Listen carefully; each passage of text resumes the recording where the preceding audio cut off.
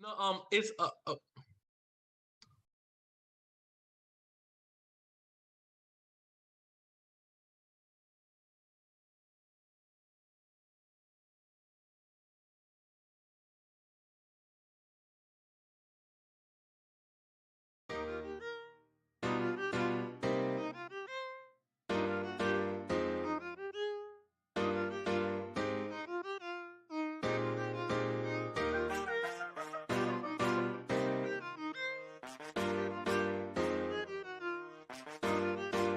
Fate Entertainment.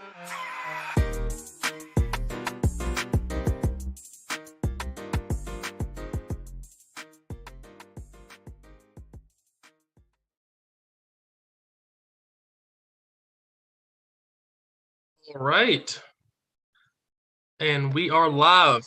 Welcome everybody. This is the Brick Wall with Val, episode 5, I believe. Experience.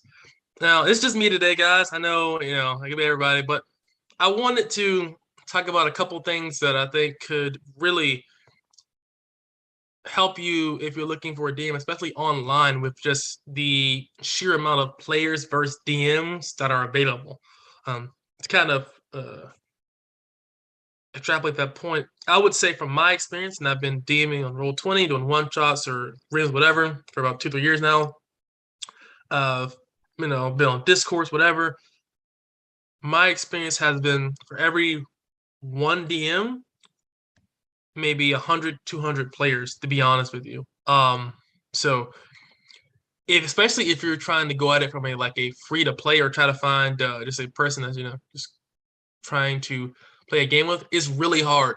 A lot of DMs have been burnt, especially that've been around for a while and done the online thing since the beginning of COVID, with players' expectations, vitriol, different, just a different people expecting D&D to be something of what it isn't, or to make what they think D&D what the DM's version of D&D should be.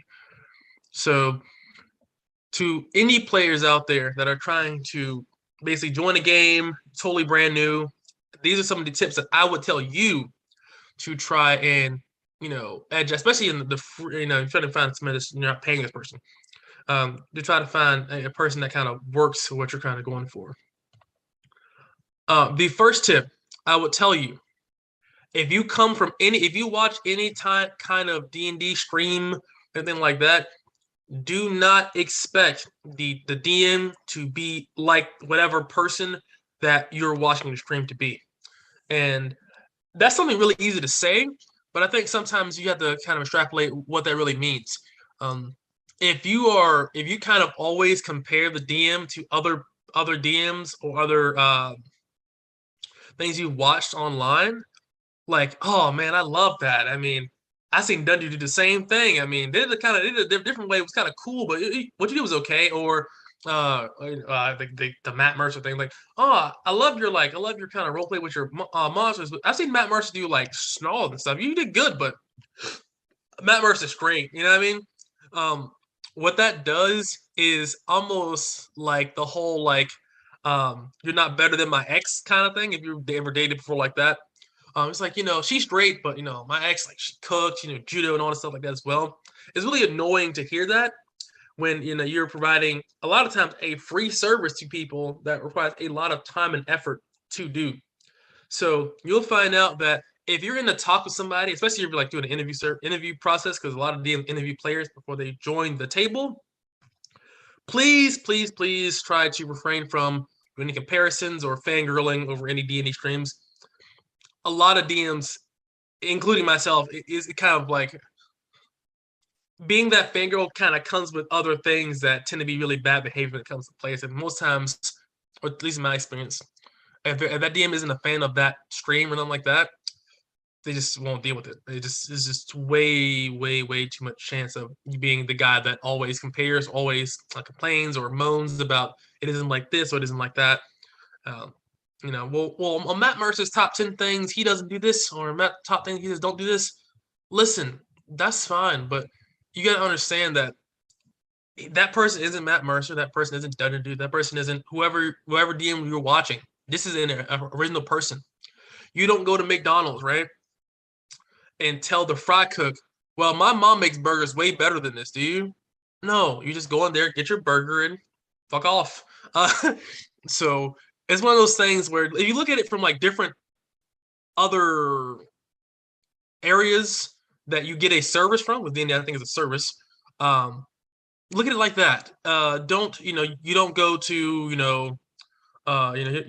don't hire a maid and well like my mom cleaned better than this, or you don't anything that involves anything else. You don't compare people. It never works out, and it leaves a really bad taste in your mouth. And I'm like, okay, well, my other plays are better than you then. So, and it gets really just don't. That's one of those things. Don't. Second thing for me, and this is all kind of coming to the game. So that was like kind of the interview process, right? So let's say you're in the game now. All right, cool. Please bring, especially if you're new, a simple character to the game. Please do not write these 6 to 7 page backstories that no one's going to read. It should be 2 to 3 paragraphs max, hard max, not no kind of max, hard max. That's for preferably 1 to 2, if that. Me personally, I do the whole 5 things: who, what, when, where, why. Who he is, why is he here, where is he from, what does he do, any guild association. And that's all most times players need to know, the DM needs to know, to kind of weave in those hooks for you. But you're talking about your cousin, your brother, part of the mount of this and this, the Zenith, whatever. A lot of his stuff, DM's gonna skim through that. No, I'm good, and just totally ignore it. So I say, please, that's just the background thing. If you make a character or look up a character like how to piss your DM off character, or how to make this uber complex character your first time playing, and then the DM is frustrated because you make this super complex character and you don't know how to use it properly, and you're dying or inting or feeding or whatever it's gonna call, and then you're frustrated, he's frustrated. It isn't the DM's fault for trying to adjust the game because you're playing something that you don't know how to play. It is your fault for making something that in theory is very difficult to use, and then getting upset when it doesn't work how you want to work, or you build it wrong like that. So I tell players, you come in mind, stick to the tropes for your first 2 or 3 characters. Half orc barbarian dude, you can have unique instances of that person being barbarian, and well, maybe isn't raging like that. You can have it really unique in your own way. But mechanically speaking, specifically, and lore-wise for your background, keep those things very, very simple. Let's say half-orc barbarian. You come from a clan of orcs. You were exiled from defeating your brother and was captured and sold, and you had to free yourself. And now you're in Waterdeep to start your own life, be your own man outside of outside of your clan. That's very simple. That's about 5-6 sentences. The DM knows your character, and if he chooses to, he can use your background of your brother, and maybe you're traveling and you get attacked by a clan of half orcs or orcs that belongs to your brother. What that does is it gives the DM leeway to kind of twist and shape your backstory to fit the world without having this uber detailed block that he can't really twist or use because it's already so filled in. The simpler it is, the more easier he can mold what your idea is to fit the story. So if you actually want your background to actually matter and not just be like a writing fest for yourself, keep it 5-6 sentences. Make it able to be shaped and warped by the DM's hands, so you can actually see it in play sometimes. A lot of the cases as well too, and this goes into to the third point. Session 0 is critical. If the DM is giving basically the prompt or the big story hook, okay, like this is going to be a hook where you guys are going to try to you guys are going to this mountain to slay a red dragon. You guys were at this town, you guys were pretty much chosen to be the best because the red dragon has stolen, killed, and murdered a lot of people over the years, and you were chosen to go assault this mountain and defeat this dragon cult and the red dragon Zikaloft or whatever. The cruel. Now, that sounds like because you're going into a mountain, going through the networks and the channels in the cave for most of that campaign arc, right? So if you're going through a dungeon crawly type game. You can ask your DM too. Ask him like, is this a dungeon crawl? Is it political intrigue? Is this exploration? And he'll tell you. And if you bring a political intrigue character like a mastermind or an inquisitive rogue to a dungeon crawler and get mad that the DM can't throw in political intrigue to rampaging kobolds that are trying to kill you, that is your fault. Your fault, not no one else's fault, not kind of sort of fault, not their fault on Tuesday. That the DM laid down the expectations of this is this game, and then you bring a character that is totally juxtaposed to that game, and then wonder why the character feels underwhelming, not useful, unengaging, or not very engaging. That is your fault. You got to be able to tailor your expectations to the game itself. Same way, if I brung a raging bear totem half-orc barbarian to a game that involves cloak and dagger, political intrigue, assassination kind of stuff, and I bring this half barbarian and I'm yelling as soon as I enter the room trying to assassinate this high council leader, and then everybody's like, dude, what the fuck, man? Like, why would you make this character for this game when it wouldn't work? And this is kind of going to this whole Session Zero thing where a lot of people say you can be anything you want to be and whatever like that. To an extent, the character has to be able to fit the world that the DM is framing for you to play in, right? Or the arc, whatever. If you totally subvert that, the DM it's not the DM's responsibility to massively change the campaign so that your character works, right? They can adjust certain things if your character has unique tie-ins to the world. Like, let's say, you're a Kinku assassin. Okay, well, what's your background? What's your hatchery or whatever? Are you raised by these people? Did council did he kill your thieves guild or kill some of your family members when he took over the city or whatever, right? That's fine. Minor changes, DMs, we understand that happens. We adjust, we get better, right? That's kind of what it is. So in saying this is critical. You bring a character that one is simple, this is for first time playing, for simple, 5 to 6 sentence background that fits the game that you're going to be playing. This is critical. Players tend to always make characters that they've been dreaming about for 37 years, and it's like, now I can finally play them, and then you join a game where that character is going to underachieve, underperform, and does not work very well. Now, if you're doing that because that is the juxtaposed to the campaign, as a new player, I'm going to tell you, 9 times out of 10, you're going to be very underwhelmed, annoyed, and just frustrated. So I tell you to please just stick with the basics for now. You're learning a game. Like, when you play baseball or start a new sport or whatever like that, you don't start with the fastballs or the slider. You start with the basics, underhand throws, get a feel for the game. With anything, get a feel for it. When you do improv, you start at the beginning, the basics. You slowly change and add things to the improvisation.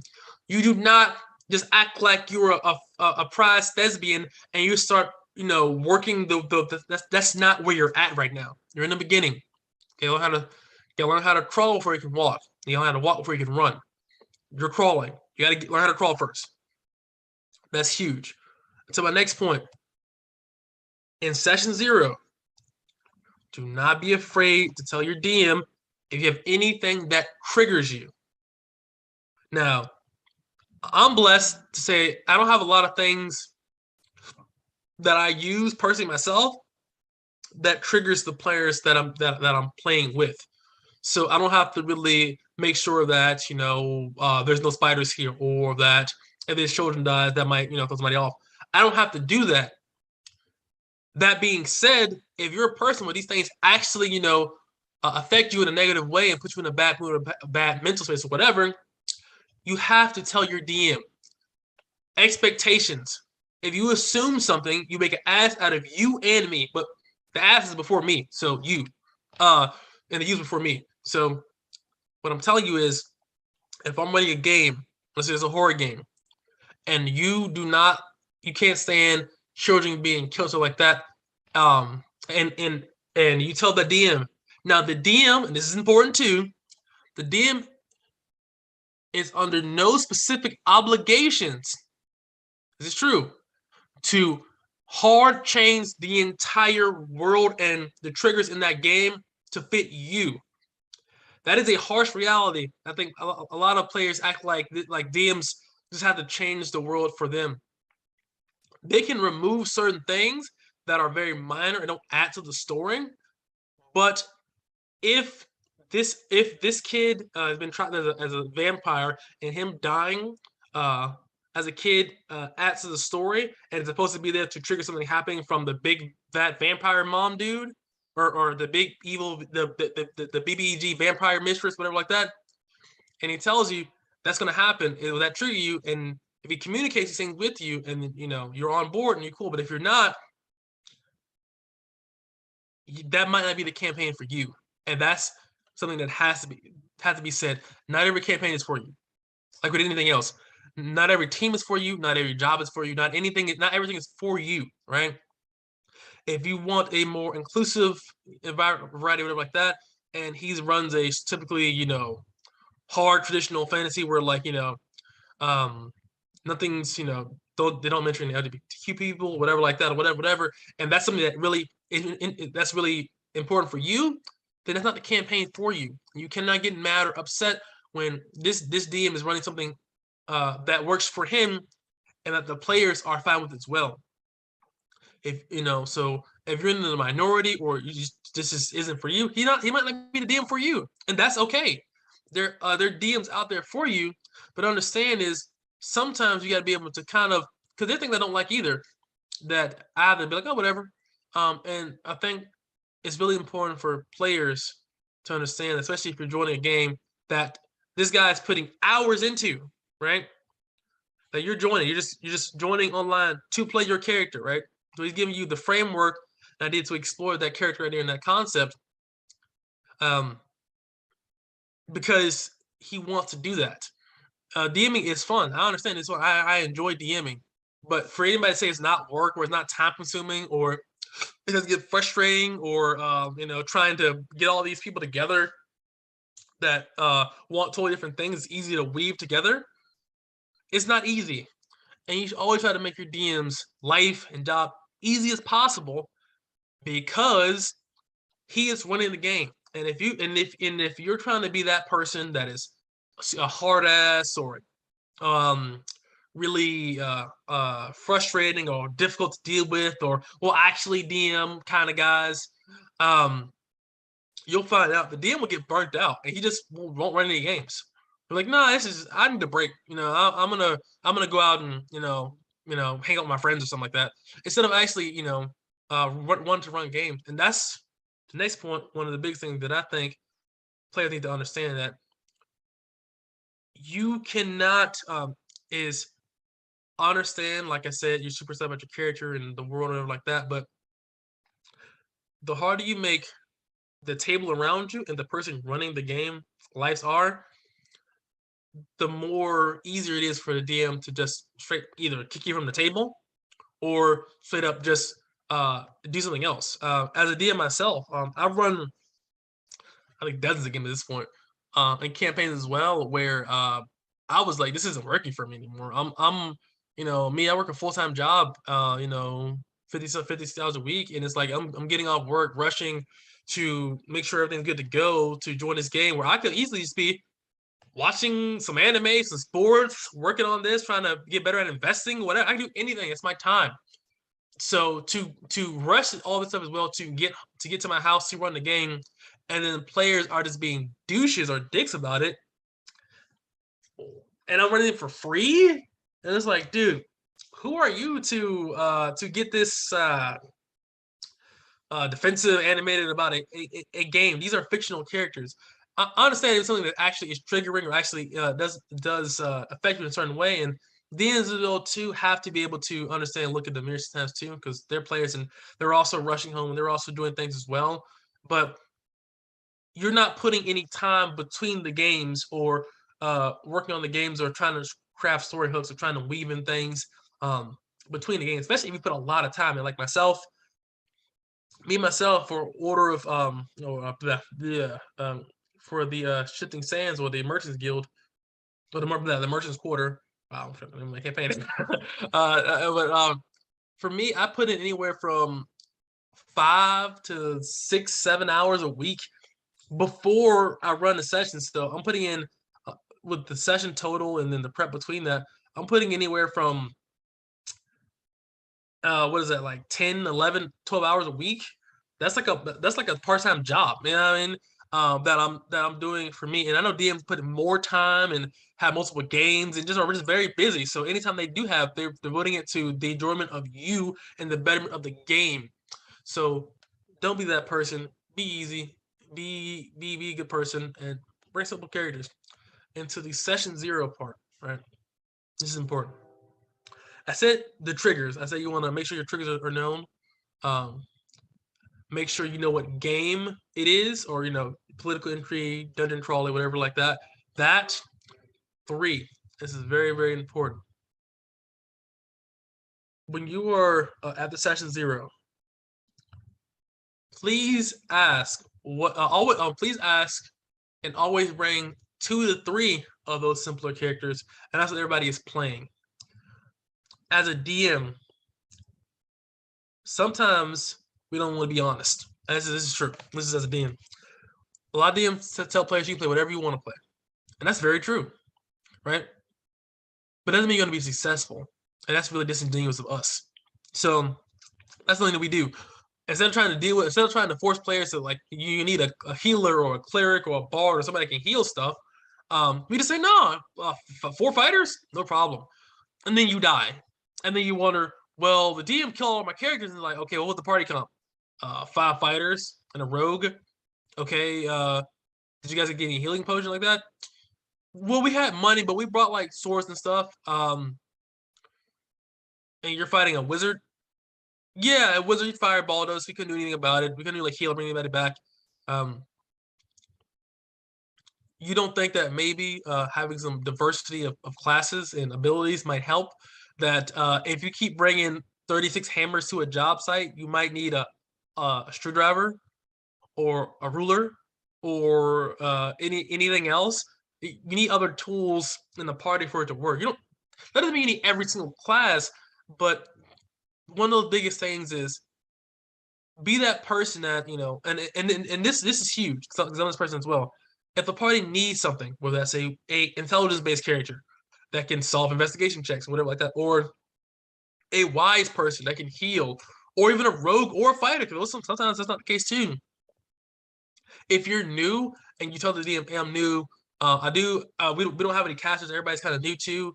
I wouldn't mind playing a cleric or a druid or a bard so we can, have somebody that can cast spells in case we need to, like to dispel things or to identify things or to detect things, which is very needed in dungeons. If you tell the DM that, most DMs, I say 9 out of 10 DMs will understand and work with you and say, okay, cool. You feel as if you can detect something here with your magic, wizard. Or, hey, bard, you feel as if you can charm this person here, you might be able to get past the door and get into this area before he finds out. DMs typically do their best to accommodate the party. So if you yourself take that step up and be almost altruistic and selfless to say, I really want to play a fighter, but playing a fighter in this instance isn't going to be successful for the party and the campaign. So maybe even though I didn't want to play this wizard or bard or rogue like that in the beginning, maybe I can make it my own and make it to where I do enjoy this, even though originally speaking, this wasn't what I wanted to play. So, example, if you wanted to play a fightery bard, maybe I go valor, maybe I go swords. I'm still using blades and weapons, but I can sing and punch people in the face. Okay, cool. And maybe my bardic stuff isn't singing because I hate singing characters. Maybe it's just like I yell out the call of freedom like a skald or something like that for me and my people to fight. Or if you wanted to play a really tanky, bruisery barbarian dude, it's like, okay, well, maybe Circle of the Moon I can turn into a bear. I mean, that's pretty, big and bulky. I'm like this big hulking druid dude. I turned into a bigger hulking bear. That might be something else that could try to kind of help fit what you're looking for. So sometimes if you can salvage the idea of what you wanted the character to be, like this big hulking warrior dude instead of big hulking warrior druid dude, sometimes you can get enjoyment and also even find a new angle that you would have explored normally with that character. So to kind of elaborate further and to kind of reiterate, one, bring simple characters. Two, if you are triggered by anything, tell DM session 0. Session 0, bring 2 to 3 simple characters, because a lot of times you'll find players tend to play 1 or 2 certain classes, and if you pick one or two certain classes, the party may need something else that'll be very, very beneficial to what you're trying to do. And one of my biggest things, and this is kind of one thing I really want to touch upon, is curbing your expectations of the game. I know we talked about it in the beginning, but people that watch, and this is really important because a lot of new players come from these places, so it's really important that you guys watching, this is a new players, a lot of y'all come from that place, is to understand this. Watching D&D on a stream, like even stuff we do or anywhere else, is not the typical D&D experience at all, right? You won't have your own custom character art. Most DMs don't have enough time to really devote hours into your characters or your hooks. Most DMs as well aren't paid voice actors. I don't really voice act either. I just kind of run the story, so I'm not even at that point yet to be on myself. And I think for me, when you see these streamed in these games and you think, okay, I want to do that, or are super roleplay heavy. Sometimes players can join these games and find out that they rather play Critical Role than D&D, right? And sometimes you got to be able to look deeper into that, to what I'm trying to say here. So if you see somebody play basketball, right? Playing basketball, sport. And let's say you like this team playing basketball and how they share the ball and don't play isolation ball, whatever like that. You want to play on that team. But if you see other people playing the same sport, you're like, that's not really my style. I don't really play like that. I don't like playing like that. So you enjoy playing D&D, but only D&D when you play like that, right? And sometimes you don't get that, right? So you have to be able to sometimes understand that very few games are like this, and to see if you actually like playing D&D or like watching D&D or or want to play Critical Role. And only you yourself can really, dig down and find out, what is true or not, or whether that makes sense for you and your character. And that's huge because I've seen players go into campaigns myself or session 0, like, hey guys, so right now you guys are doing you guys are trying to establish or find out the mystery of this town. Okay. And this one dude wants to sing, dance, go on a fiesta and all this as well, and that doesn't really fit the world or the environment at all. And sometimes you gotta really be able to look deep inside and find out, whether that works for you, whether it doesn't work for you, whether this campaign works for you at all. So all this is to say, and I want to keep this really short, talk to your DM. Get to know him. See what works for him or her or whatever. How can what I'm doing make my job easier for the DM? And how can I help the DM any way I can? Besides what I said, if you read the PHB or watch videos of how to create, those videos are out there. That's why I didn't make that. This is just expectations of what you can expect and how you can kind of curb your expectations and experiences to kind of fit what tabletop D&D is outside of streaming, because that's where a lot of people that are watching the game are coming from. I wanted to keep this short and sweet because I wanted you guys to watch the thing in its entirety, and sometimes that was a little too long. So I want you guys to watch this, look it through, enjoy, and guys, we will have a game next Friday as scheduled. Look forward to that. Omen will not be, Boss will not be with us. He will be on a vacation. We still have the full party, and we will be continuing forth. and we'll just have him in tow. So as far as I'm aware, this may change. So we'll go from there, but we'll be scheduled for next Friday. We've had several issues as well, technical issues that we're working through. Bear with us. We are building this stream as we're flying it, or building plans as we're flying it. Yeah, so I appreciate all of you watching. If you like, comment, share, and subscribe with your people, with your friends, your discords. Really appreciate that. And guys, we'll catch you in the next one. Keep on swimming.